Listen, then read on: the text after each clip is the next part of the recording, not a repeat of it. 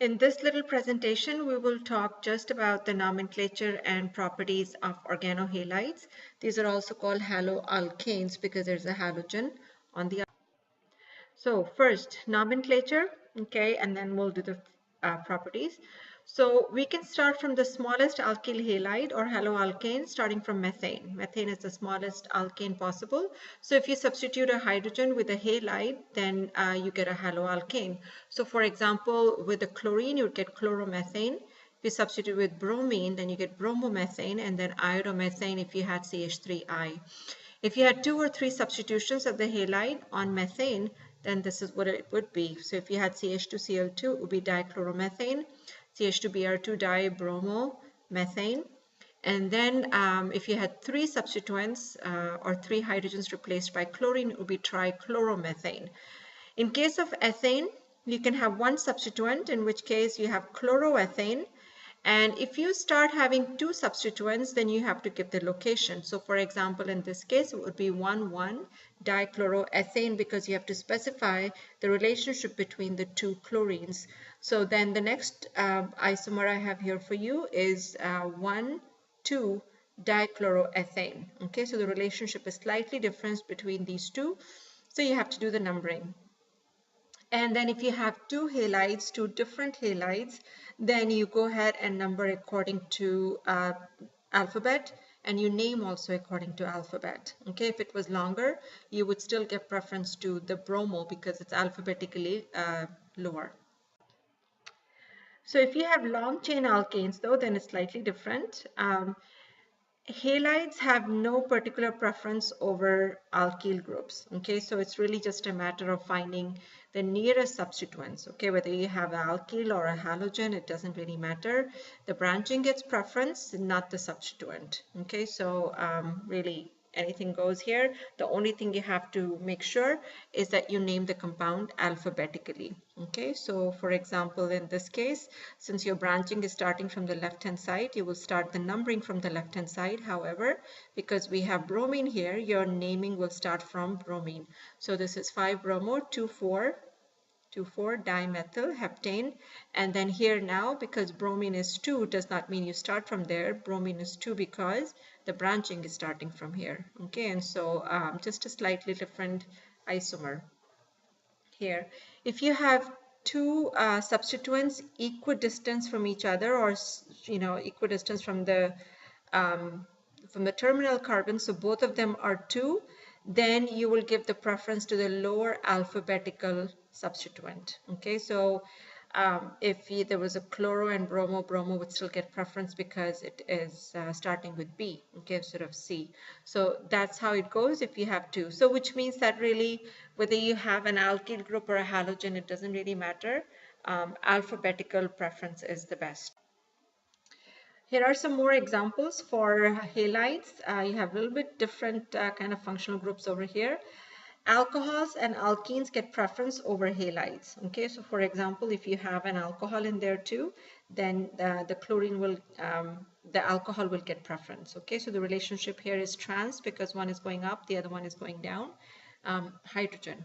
And then there's 2-chlorocyclohexanol. You don't have to say 1-cyclohexanol because it's understood that alcohol has the preference. Okay, so trans 2-chlorocyclohexanol. And then here, again, if you have an alkene, alkene gets preference. Now remember, you have to include the double bond in your nomenclature. Okay, so 1, 2, 3, 4. So 4-bromocyclohexene. Again, you don't have to give the number for cyclohexene because it's understood. Okay, that the double bond is on 1, but remember to include the double bond. Some of the common names for alkyl halides and alkenyl halides, which means that if you have double bonds and triple bonds, then for double bonds, this one is called the vinyl chloride because this is the vinyl group. If you remember 2 carbons with a double bond, it's called vinyl. And so this is vinyl chloride, and here is allyl chloride because 1, 2, 3 carbon fragment with a double bond is called allyl group. And so this is allyl chloride. Okay, the IUPAC name of this one would be 3-chloropropene because 1, 2, 3. That's how the nomenclature goes. Okay, so the chlorine is on the 3rd carbon. So these are the common names if you have double bonds. And then the polyhaloalkanes, we did them in the previous slide also, but I just want to mention it again because these are quite common and you will see them a lot. For example, dichloromethane, you see that in the lab a lot, okay? But this is also called methylene chloride, and it's called methylene because of the CH2 group over here. You all know about the CH3 group. The CH3 group is the methyl group, but the CH2 group is called the methylene group. It's a little confusing because when you think of ene, you think of double bonds, okay? But please don't think of double bonds over here. So this is methylene chloride, which means this is the methylene and then chloride. So dichloromethane is of course the IUPAC name. And then the trichloromethane, which also we did in the previous slide, is also called chloroform. If you had 3 bromines over here, it would be called bromoform. If it was iodine, it would be called iodoform. Okay, so those are the common names. And then here is methylchloroform and then trichlor. Now, some of these you may not really encounter a whole lot, but you might hear them, okay, once in a while here and there. So in that case, don't panic, just look it up. The physical properties of alkyl halides, first of all, the boiling points. Most of the alkyl halides are going to be liquids because of the dipole-dipole forces. Okay, so for example, even in the smallest alkyl halide, okay, which is bromine with methane, so bromomethane, even that one has a boiling point of 4, which means that it is a liquid. It has a very low boiling point. That's a whole different thing. But there are some dipole-dipole interactions, and because of that, you will have a little bit higher boiling points. Okay, and so the haloalkanes will have some dipole moment, okay, because of these electronegative elements. Now, if we go from something like CH3F to CF4, which means tetrafluoromethane, then the dipole moment will be 0, but the molecule will still be polar in some ways. Okay, you will still experience some of the dipole-dipole forces, okay, in this case. So you have to kind of understand those two aspects of haloalkanes. So then the density of haloalkanes, this is something that we should talk about. We don't talk about it so much for alkenes and alkynes and so on because they all are the same way. But haloalkanes are different because as soon as we start getting down to chlorine, bromine, and iodine, the size of the atoms increase, okay, a lot, and the weight of the atom increases a lot. And so because of that, almost all the haloalkanes will have higher density than alkanes, not almost all. Okay, all haloalkanes will have higher density than alkanes. And because of that, they also have a little higher density than water sometimes, okay, because they're very heavy molecules, all right? So if you look at the density of these substituents over here, so the CH2X2, this is if X is chlorine, so dichloromethane is 1.3, chloroform is 1.4, and then carbon tetrachloride is almost 1.6.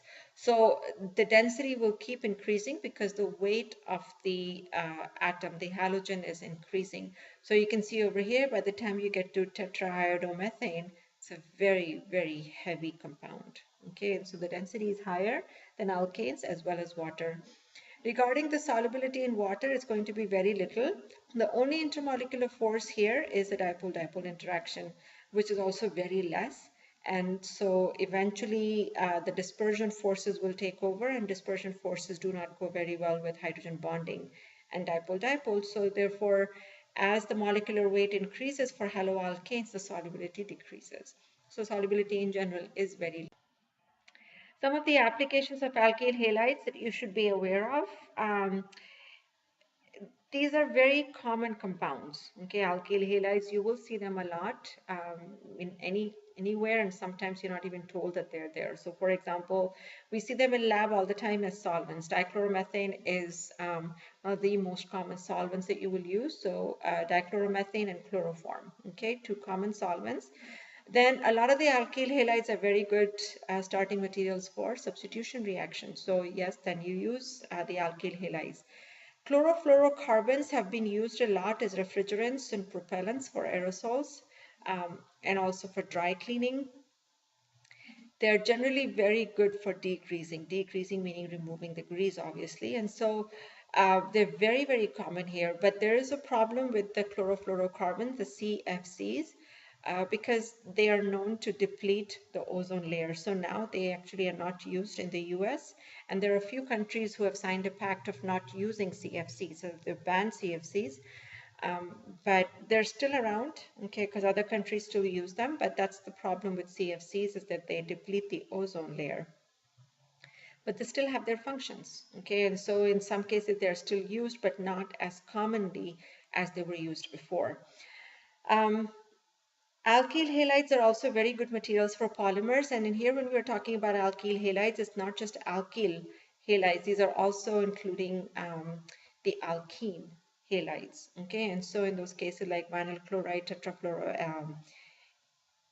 ethene, those are very commonly used starting material for polymers. So we will talk about that when we are kind of all finished with everything here. And then some of the alkyl halides are very good fire retardants, and they're called fire retardants because they just remove the oxygen, okay, from the environment. It's not like carbon compounds are not combustible. They are combustible, but what they do is that they just overwhelmingly remove oxygen from the environment, and so the fire is actually put out. And so they're very common fire retardants. So you might find them, for example, in fire extinguishers in labs and so on. There are other uses for alkyl halides. Not all of them are covered over here, so as you go on, you will learn more. There are not very many key concepts over here. You need to know about the nomenclature of alkyl halides, the common and IUPAC, and you also need to know the physical properties. So you can compare all across from alkanes, alkenes, alkyl halides, and yeah, that's about it. That's about all we're doing.